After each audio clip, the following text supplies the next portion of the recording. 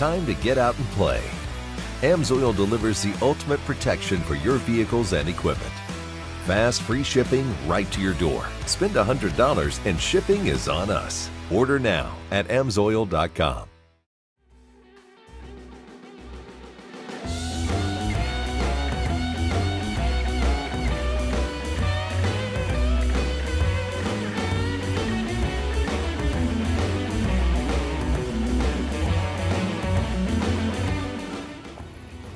All right, guys, got all the holes cut.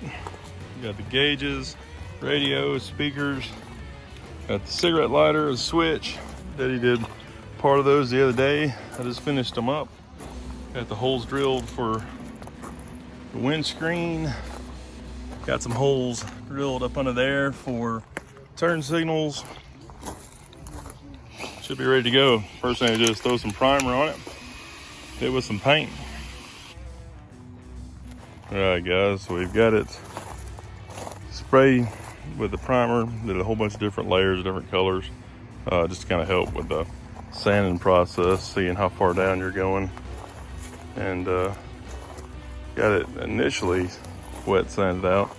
Now we have to add some more primer on here and see if we can get out some of these other spots and sand some more. All right, more priming, more sanding. Got pretty good. Got most of the little lines and stuff out of it. Used some high build primer that filled in a lot of spots. We still got a few little spots, a couple areas. Gonna go back through with some glazing putty and kind of fill those in. And then more priming, more sanding. So here's all the little spots to run around and put some glazing putty on. Little nicks or spots or holes or divots, lines.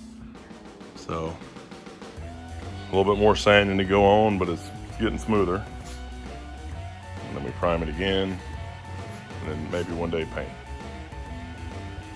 All right, guys, got the thing primed and sanded, filled a couple spots, and should be good to go. Already started misting on the red paint. So I'm using that same Rust-olem 2X. This is the Gloss Apple Red again. And just misting it on for the first layer, just get it tacked up. All right, I went ahead and did 2 real fine tack layers on there. And I just did a medium coat on there. I may let this tack up for about 10 minutes or so. And go ahead and do the first heavy gloss layer. It's at least looking red now. All right, guys, there it is. Looks pretty good. This side came out real good. Laid down real thick, and I just started doing heavy coat after heavy coat, kind of chasing the line back and forth. And then this side was good until I got a bug in it, pulled the bug off, and then tried to cover up the spot and ended up running it. So sand that off, fix it, try to polish that out. The rest of it came out pretty glossy. This up here I didn't worry about as much because it's going to be behind the windshield, but all the other parts tried to get pretty good.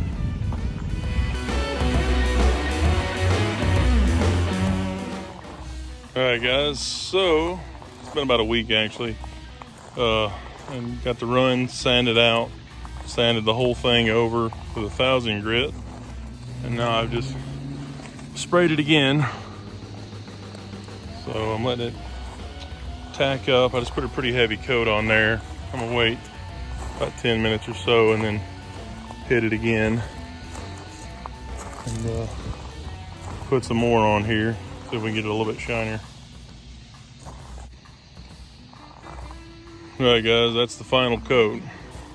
And this side did pretty good. When you work from one side to the other, you're chasing a line, essentially, that's a little foggy looking, a little blurry. not as nice and clear. You can see where it's nice and clear, and then right there's like a little bit of a haze. And instead of just keeping coating and chasing that line back and forth, I'm just gonna leave it there and then let this cure. In a few days, I'll come back with some polish and then just hand polish it a little bit, see if I can get that to shine up. But at least it's not runny. And it looks pretty good. I mean, it's a dang good job for spray can. And at the moment, it's a good 5-footer. But there's a few spots that I wanna take care of and make a little bit better. But for now, I think that's pretty good. So that's it for now.